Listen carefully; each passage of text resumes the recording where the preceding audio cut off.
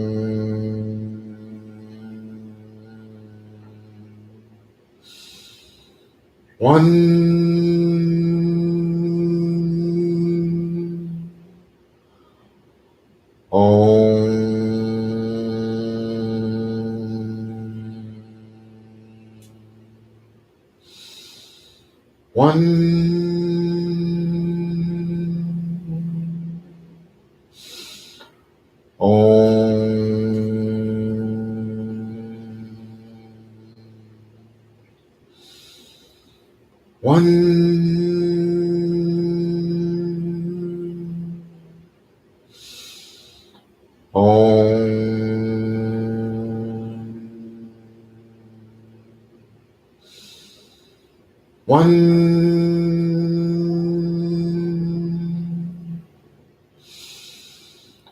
Om.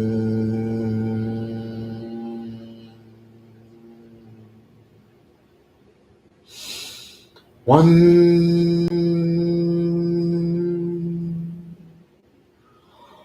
Om.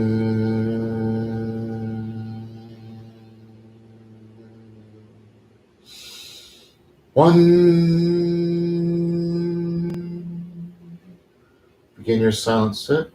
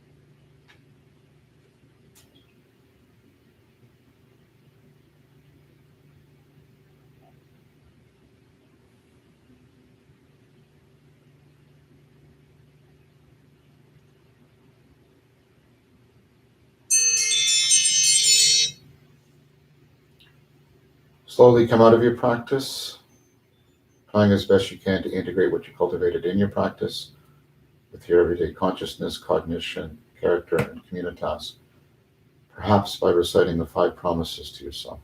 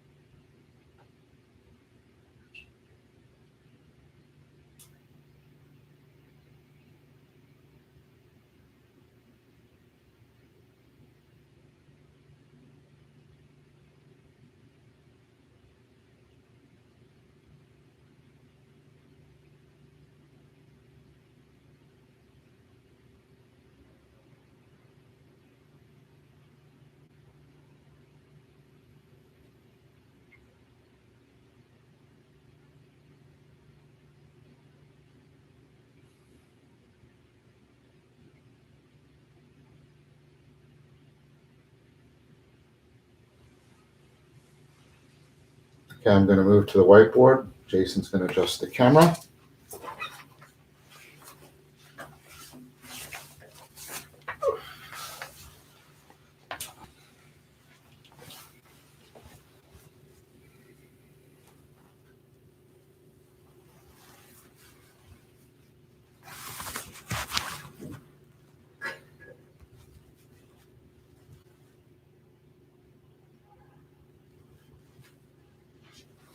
So we're talking about Stoicism, and I want to review what we talked about last time.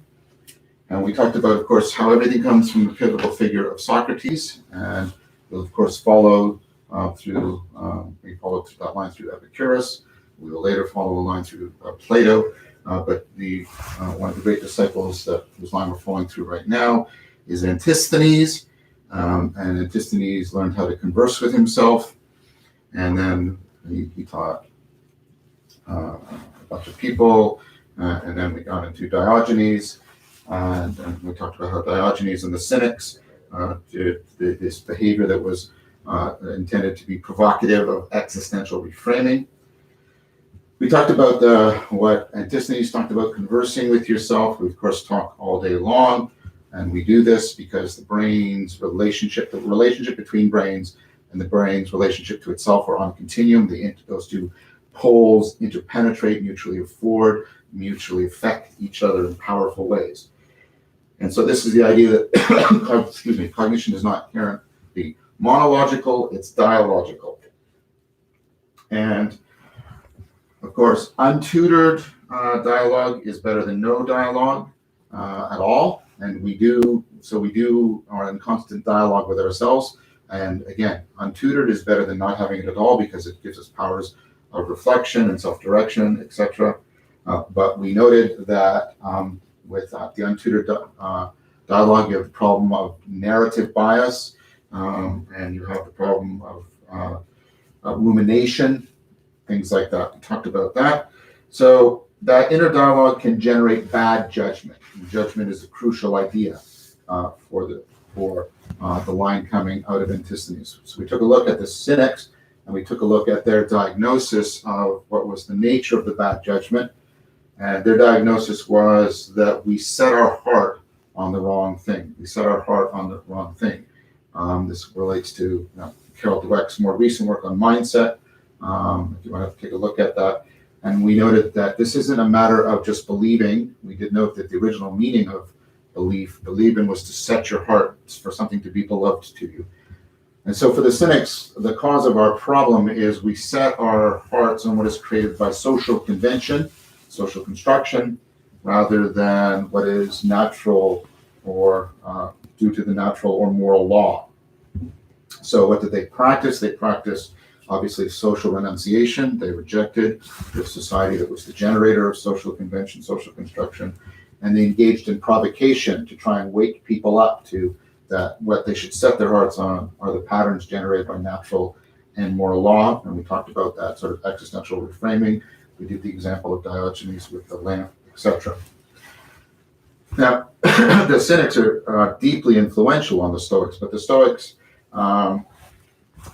basically came to the conclusion, to summarize it, they don't actually say this explicitly in any one place, so I'm summarizing it on their behalf. The Cynics paid too much attention to the object of judgment rather than to the process of judgment. And so the Stoics zero in on the process of judgment. The process of judgment is, and we talked about this before when we did the meditation and contemplation course, the process of judgment that they're talking about is the process of co-identification. It's existential mode participation. It's being in the having mode, being in the being mode, the I, the it, the I, thou, that kind of thing. And then we talked about an idea that Fromm actually drew from the Stoics, and we talked about it before, especially with relationship to contemplative practices like metta. It's going to be relevant to a contemplative practice we're going to do together today, the view from above. And this was, the Stoics were addressing modal confusion, the confusion of the having mode and the being mode, specifically the attempt to satisfy being needs within the having mode. The Stoics go very deep into this, into discerning that the discipline of discernment, right? Discerning the modal confusion by practicing, reflecting continuously, and in awareness, not just in thought, but in awareness, reflecting on what is in your control. And this is one of the three great Stoics that you need to read to practice Stoicism. Epictetus and his Enchiridion, the Manual for Living. The books I recommend is get the Manual for Living by Epictetus, get the Meditations by Marcus Aurelius, and get the Letters from a Stoic by Seneca.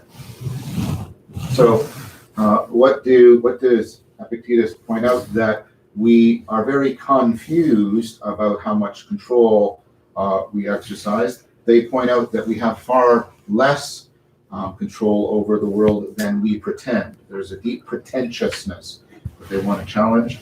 The two things they point out are what's called the proliferation of consequences, that when I try to do good, even when I completely honestly intend to do good, there are all kinds of ways in which the consequences open up, in ways, the side effects unanticipated by me, and that can be very overwhelming.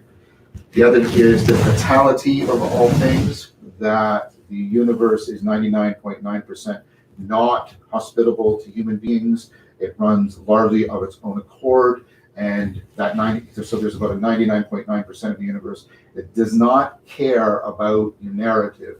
It does not, and so things are going to happen outside of our narrative identity, our narrative project. And the idea is that the proliferation of consequences and the fatality of all things cause us fear, cause us frustration, cause us deep disappointment. So notice how the Stoics have picked up from the Cynics the idea that we're deeply disappointed because we set our hearts on the wrong things. The Stoics say, no, but it's more that we set our hearts in the wrong way.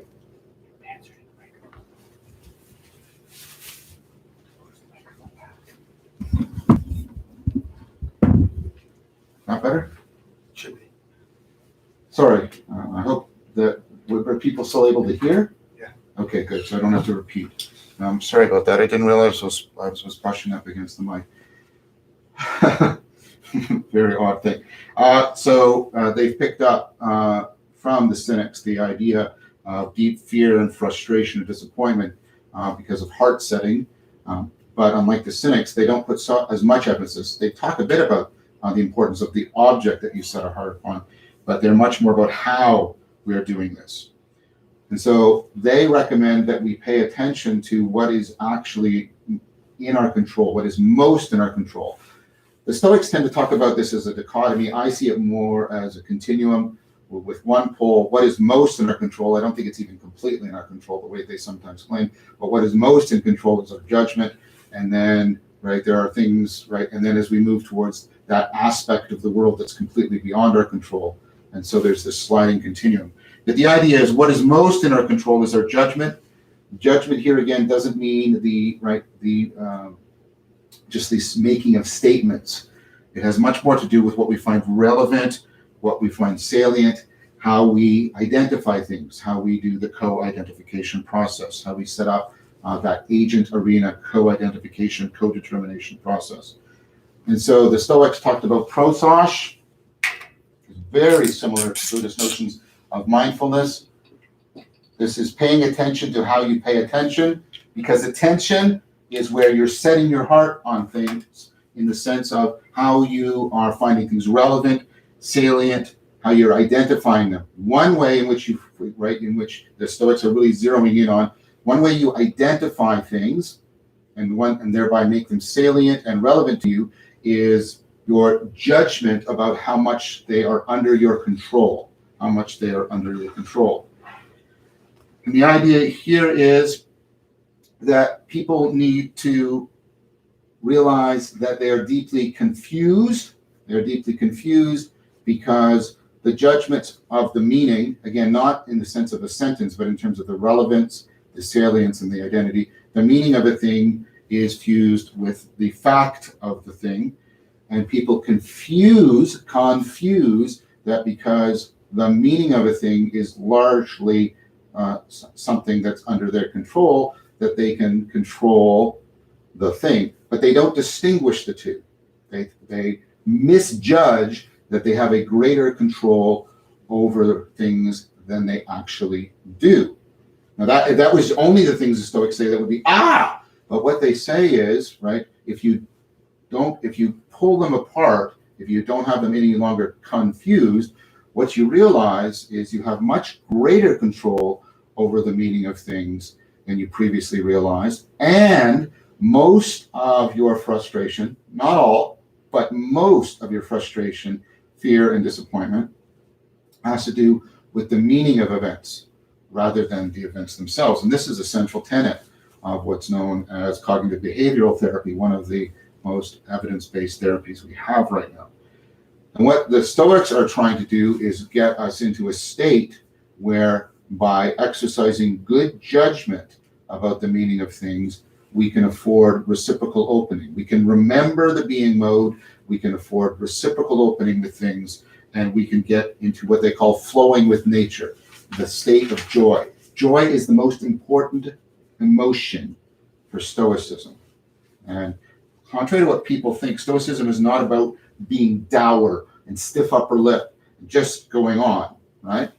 The point about Stoicism is to flow with nature and to experience as much joy as possible. Joy is not the same thing as pleasure.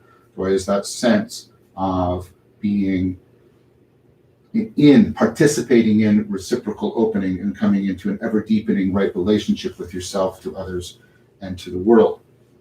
It's a very, very powerful thing to experience joy. So this is another thing that we need to talk about briefly. The Stoics make a distinction between passion and emotion. These are modern terms. These aren't exactly the terms the Stoic use, but they're close to what we're talking about here. So they used the analogy of walking down a hill. So think of the word motion. So when you're walking down a hill, right, that you're in motion. And if you are walking wisely, you can flow with the terrain and you can actually get into enjoyment. Passion is like when you start running down a hill. And we talked about the way our mind can run away with itself or run away from us, right? It's just my imagination, once again, running away, right? A song by the Temptations. So when you're running down a hill, you lose the capacity to adjust.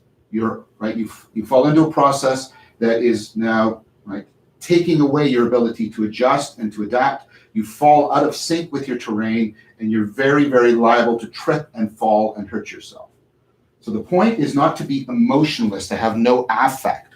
The point is to get into proper discernment, proper judgment, so that you are always experiencing emotion rather than passion, and that those emotions ultimately facilitate you flowing with nature and getting into two things simultaneously. Enjoyment, which isn't pleasure, as I've tried to explain, and encouragement. Because the idea is, if you have a true understanding what is in your control and what is not in your control, then that encourages you. That gives you the courage to keep going. it gives you the resources to deal with frustration and fear and disappointment. So the idea here is we want to train our relevance machinery, our ability to determine what's relevant, salient, the identity of things. So instead of it happening mindlessly, automatically, and reactively, we want it to happen reflectively, rationally, and reliably. Because we want what we find relevant and how we find it relevant to track what is real. We want to walk down the hill in flowing enjoyment rather than run down the hill falling and falling again and again.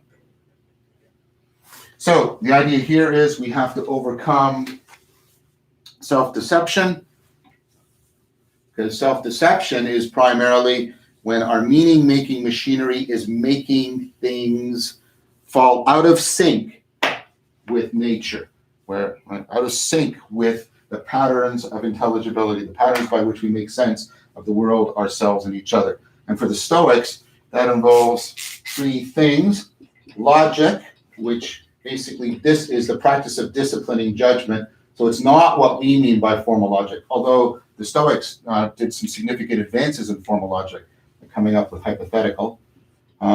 Ethics, where ethics is the disciplining of impulse.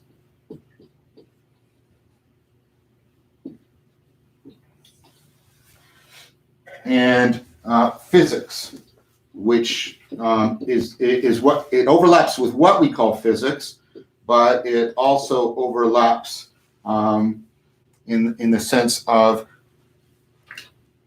getting very clear about pulling apart how things are from how we desire them to be. So, and the logic there is more like psychologic.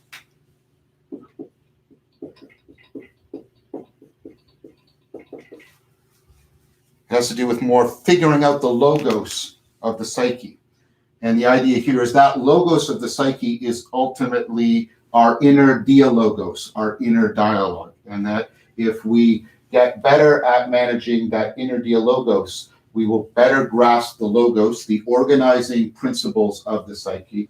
And then we can then use that to get a proper view of things so as to properly discipline desire. And we will be able to deal with our impulses in an appropriate manner through our ethical training. So these are the three pillars of Stoic rationality, the three pillars of Stoic rationality. So you primarily do this by the practice of internalizing Socrates. Internalizing Socrates. Stoicism is basically the religion, the philosophia of internalizing Socrates in order to cultivate wisdom and virtue. Each virtue is a way of being wise in this particular situation. So there's two components. I talked about this yesterday of wisdom. This is Sophia. This is grasping, right? Grasping the logos. This is grasping the principles that organize and govern things. And then phronesis. And we say this, but we forget how deep it is. Putting it into practice.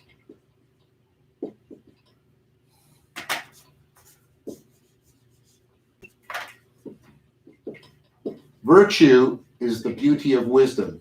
Virtue is how, in this situation, I very best do what is most wise. So in this situation, to be wise in this situation is to be kind, or to be honest, or perhaps to be honest and kind, perhaps to be courageous here, perhaps to be, resistant to evil here, right? So what you're always trying to do when you're internalizing Socrates is you're trying to internalize these two aspects. So this is what we are cultivating insofar as we're being scientific in the very broad sense. And this is what we're cultivating when we're being practical, again, in a much deeper sense than we normally mean day by day. These are both terms for wisdom, by the way, both terms for wisdom. So we internalize Socrates. And this is an inherently perspectival process. It's the process by which we put principles into practice. How does internalization look? Let's do this again. Here's some problem. Here's one of my sons when they're younger, looking at the problem. Here, I'm an adult. So remember, as the child is to the adult, The adult is to the sage. We've already talked about this, but just reminding you. And I have a perspective on the problem, right? That not only is on the problem, but on my son's perspective. This whole model of internalization comes from Vygotsky, one of the greatest of the developmental psychologists. And what my son does, perhaps it was Jason when he was younger, is he imitates me. So in addition, imitates the adult. In addition to trying to solve the problem, Jason is imitating me looking at him. And what he does is he keeps imitating that higher order perspective. So here's his first person perspective. And to him, for me, it's first person, but to him, it's a third person perspective. So he keeps he keeps imitating and imitating that and imitating that and imitating that till eventually he can do it for himself without me being around. And he gets better and better. And as he's doing it with me, I correct him until eventually he makes the ability to take that perspective on himself a property of his own cognition. This is how we get what's called metacognition. This is your ability to step back and become aware of your own cognition. What the Stoics call prostos, pay attention to how you're paying attention. We, of course, broaden it when we're talking about it in cognitive science, but that's not really relevant right now. So what we want to do is and this is really powerful, this meta-perspectival ability, when we did the wisdom consensus paper, this is one of the core features, meta-perspectival ability, right? This is one of the core features of wisdom. Why? Because this is how you afford self-transcendence. When I'm in this perspective, I can't see the biases of that perspective from within it.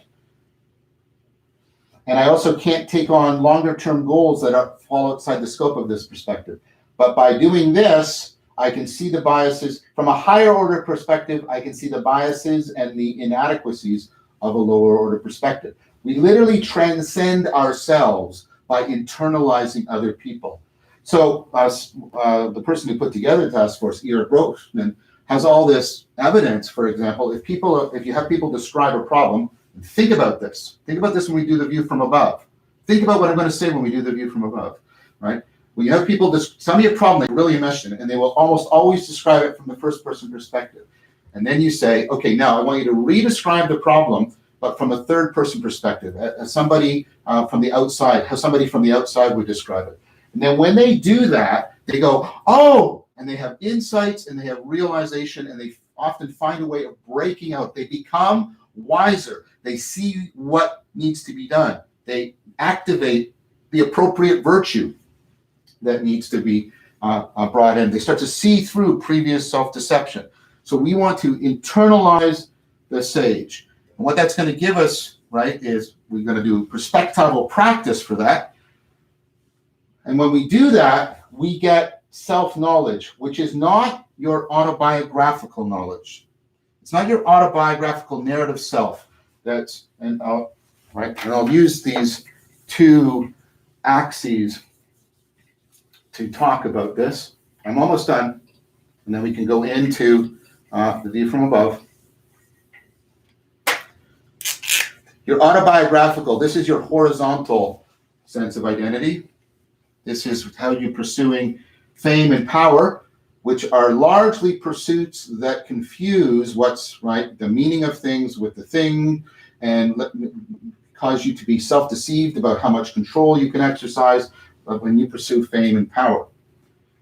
Instead, the kind of self-knowledge that you get is vertical, it's ontological. It's right, if your autobiography is a story, the ontological, the vertical, is like the owner's manual. You're trying to figure out the functions by which you're trying to figure out the logos of your psyche. You're trying to figure out the functions, the structural functional organization by which it works. So what you're trying to do here is, this is largely the project, right, of self-transcendence. And so that brings us into the final component of this. The Stoics ask, well, what should you when you're transcending, you're aspiring, you're trying to become, right, something other than you are. You're self-transcending. You're internalizing the sage. And of course, you're aspiring and in a certain manner. But isn't that setting your heart on something? You can hear like a cynic voice in there.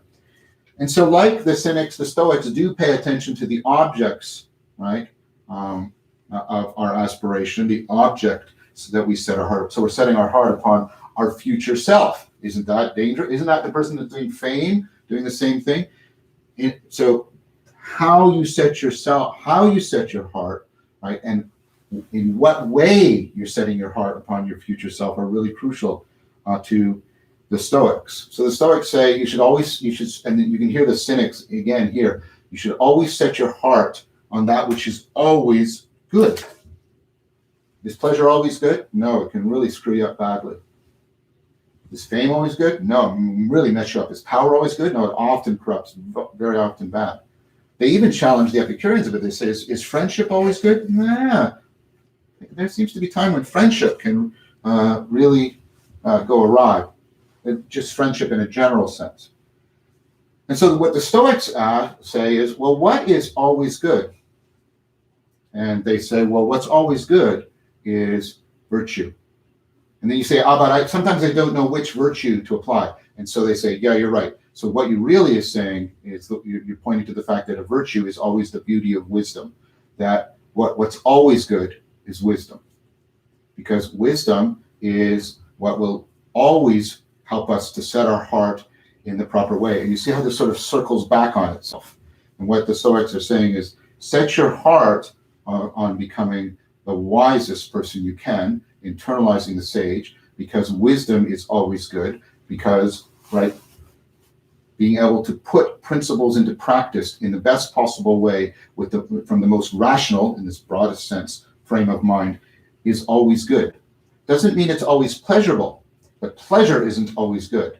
But it's always good in that it is what is always going to make your life the most meaningful it can be and make you the best possible person you can be. So the Stoics have two core kinds of practices. One is the practices of rational judgment and aspiration. So you have to engage in some fundamental practices of self-examination.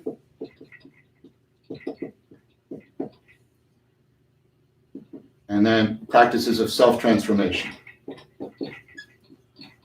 So the biggest practice here, we've talked about this before, is active open-mindedness.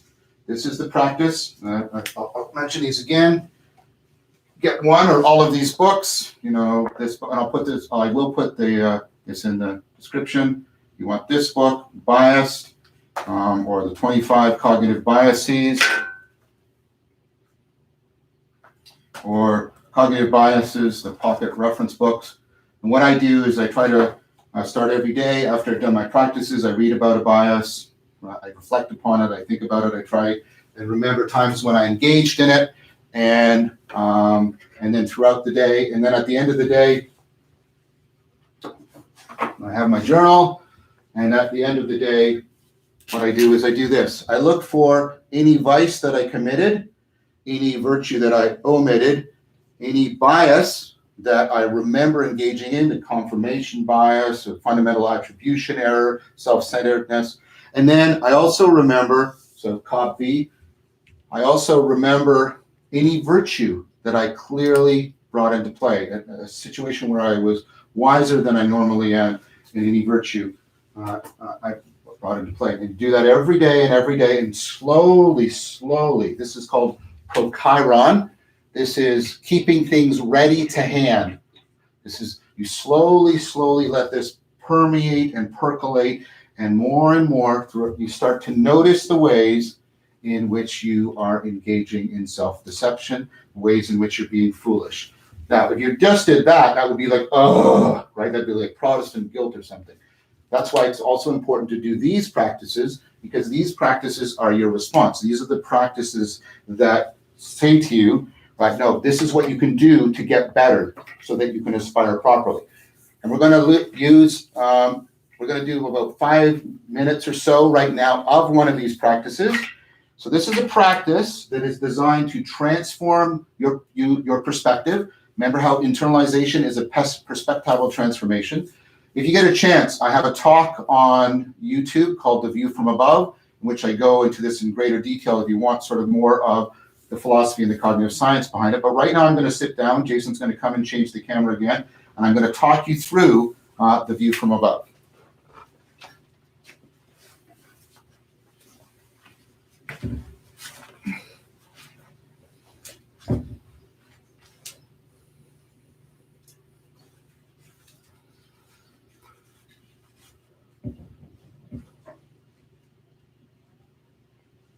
So here the camera actually works because I'm doing the view from above, but you'll forgive me, it's not good for me with my ears to tilt my head up a lot. So I'll try and keep it straight throughout.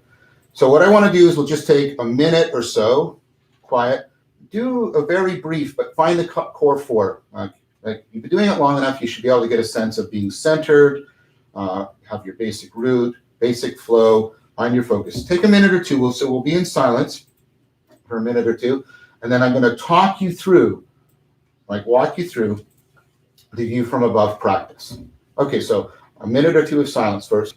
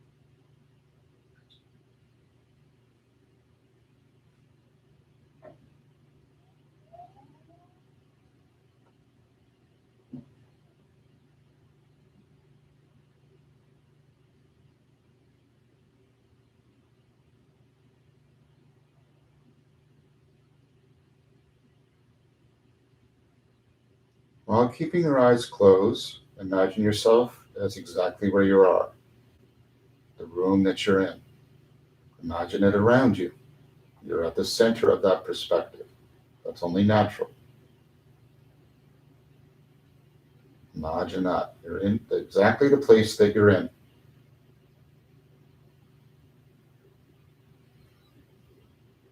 Now, very gently, imagine yourself, at least your mind, floating up above, and the roof of your room becoming transparent, and you can see into that room from above. Perhaps you still see your body sitting in the meditation posture.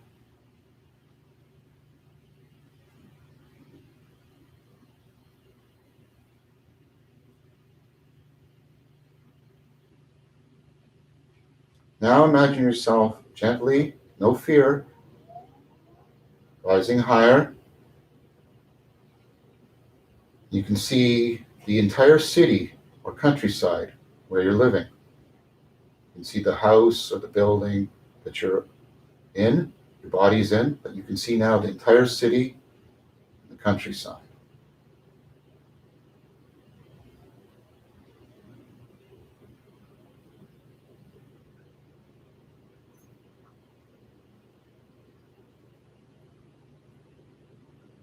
Now rise up even higher, very gently, no jarring, completely fine. Now you can see the entire country that you belong to, spread out below you. Take a moment to really dwell in this. Notice how your sense of what's salient and relevant and what's important is shifting. The sense of self is even shifting.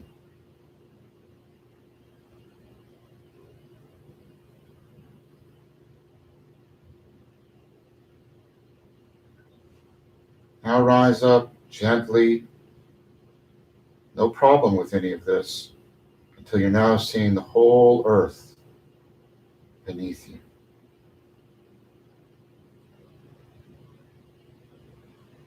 Very gently dwell here. Note the transformation in your sense of what's relevant, what's salient, your sense of self.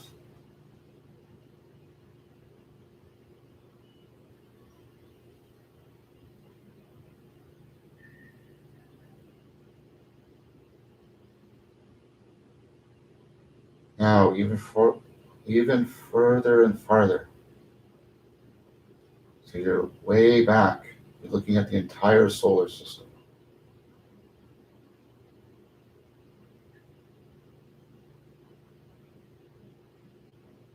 You're starting to feel like you're no one in particular, and you're nowhere in particular. Settle into that. Try to enjoy it.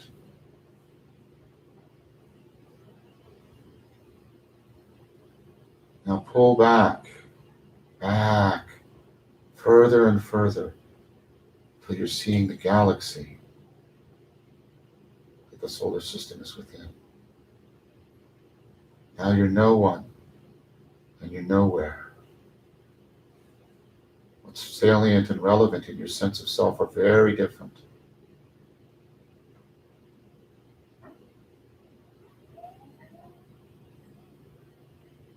Now it's like there's a time machine. It's not just this moment. Now you're not pulling back in space, you're pulling back in time. You can see back to the beginning of time, the beginning of the universe, and forward, far into the future.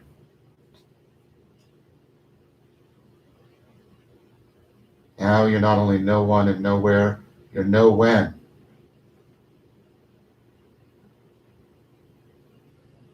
Savor this. Notice the alteration and how things feel relevant, salient, what your sense of self is.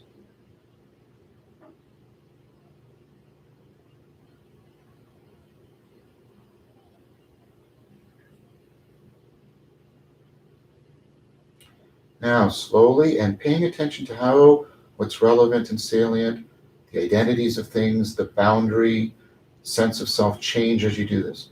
Slowly come back. Slowly come back into seeing the solar system.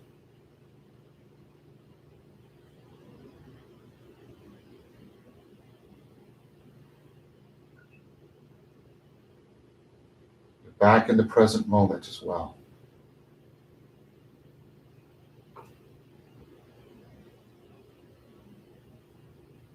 Slowly come back to seeing the earth. And you feel things taking shape, tightening, a sense of self, a sense of the moment, what's important, changing. Now see the country that you belong to. Now the city.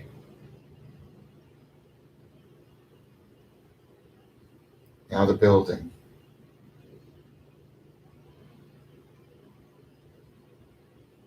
Now come into seeing the room.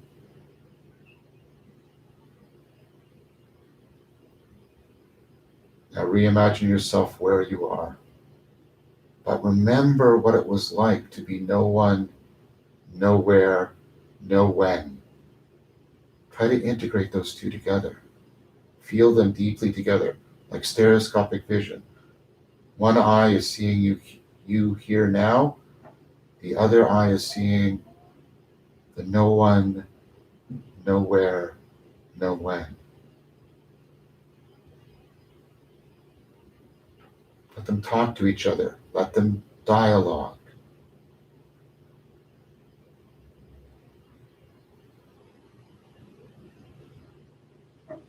Okay, slowly come out of your practice.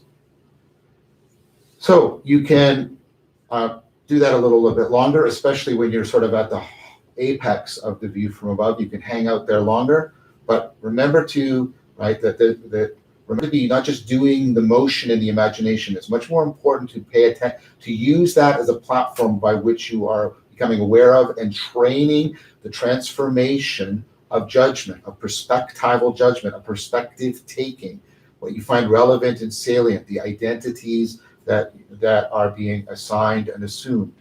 And remember, when you come back down to see that transformation in reverse, and then use that memory of the transformation up and the transformation down to create a stereoscopic vision of you. So for me, I here now, and no one, nowhere, no when. Seeing the two together, seeing the two together.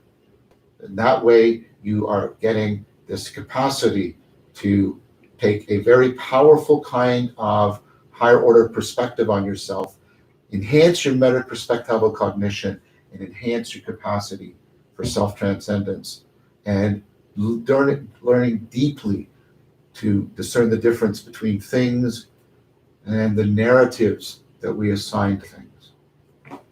Okay, so we're going to take about 5 minutes or so for a few questions. Deborah Wagstaff asks, so good to see you, John. How was your sit today? It was very good. Thank you for asking. My ear is still bothering me for those of you who were here yesterday at the Q&A, but thank you for asking. I do both sits, the first sit and then the Stoic sit, which is a contemplative practice. It's very much like metta in that it's a reciprocal opening process, but it's much more aspirational than metta. But both sits were very good. Thank you for asking. Mark Lefebvre, do the books contain more information on how many rounds? I have 2 of them on the way so far. I think Mark's referring to the questions about the philosophical contemplative companionship. And the first book by Lahav talks about how many rounds. I recommend a 4x4. Lahav has other things, but I've done lots of participant observation in lots of groups. I think 4 people committing to 4 rounds is really quite optimal. That's what I would recommend. Julian Gray, can you please demonstrate philosophical chanting? So we will do that when we film because ruminatio is part of the practice of philosophical contemplative companionship. So we will film us doing philosophical chanting. So that's definitely coming. Sharanyo Banerjee, how do I read something yet stay present while straying away in thoughts? That's a tricky one. That's part of. I mean, you should read. You should be reading at times for different purposes, right? Sometimes you're reading for information, and then you're reading for transformating. When you're reading for transformation, the way of doing what you're talking about is to do the Lectio Divina practice that I've taught. But when you're reading for information, then what you have to do is you have to do soft vigilance. You have to constantly be thinking about it's like the meditative practice, trying to see what is new in the text, what are the connections. Trying to dialogue with the text, underline the text, make notes, ask it to pause. That sounds like, but that'll slow me down. Aha, and that's the ego trick, right? Actually, if you look like you're slowing down to note things, to do practice soft vigilance, to constantly renew your interest, to make notes, that will actually speed up your reading because you will not be distracted as much. You are more likely to get in the flow state, and you will remember better what you're reading while you're reading. Pleasure to doubt. That's Brett. It's good to. It's good. We haven't talked in a bit, Brett. It's good to have communication with you. For those not familiar with the works or cultural historical context of the author, can you give tips for how to put oneself in the author's perspective? So it's a good idea. It's a very good idea for people to do some preliminary. So when the facilitator chooses who the author is going to be, to give a forewarning, and people to do a little bit of preliminary study.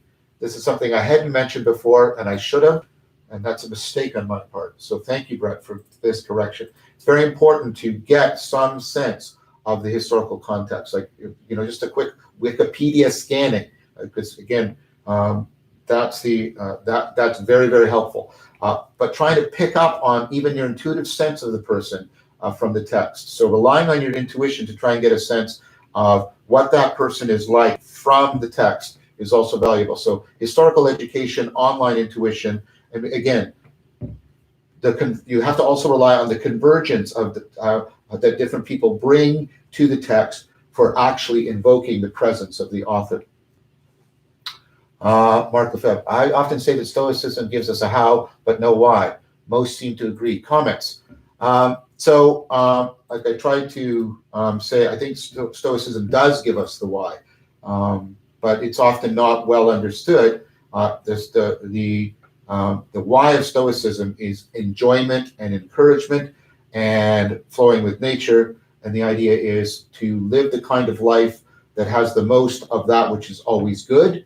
So the Stoic answer as to what is the good life is sounds like a very simple answer, but I think it's a very profound answer. The good life is the life that has the most in it of what is most often reliably good. What is most often reliably good is wisdom, where wisdom doesn't mean just saying wise things or having advice, but that discernment that puts us into enjoyment, that puts us into a right relationship with ourselves, with each other, and the world. A rational, in the broader sense of rational, right relationship that is enjoyed, not pleasured, but enjoyed for its own sake, because that is the good life. That's the why. So pleasure of doubt. Some have voiced a concern that the philosophical fellowship practice is too advanced for most people on the Discord, that many haven't yet got down prerequisite skills 1 and 2. Do you think it's counterproductive for those without an established practice and other skills you've taught to move ahead with this new practice? Is there harm in just jumping in? So what I've seen, I actually see that the concern that people are voicing is a very legitimate concern for the practice of dialectic, which is a Neoplatonic practice. Lahav, and I agree with him, argues that philosophical contemplative companionship can be started sort of off the street. All it requires is that people have good faith.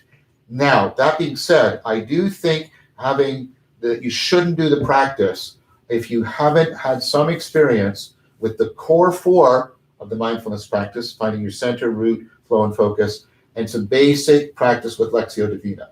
So I sort of split the difference with Lahav. I think you should have the core 4 of mindfulness and Lectio Divina in hand, and then you can take up the philosophical contemplative companionship.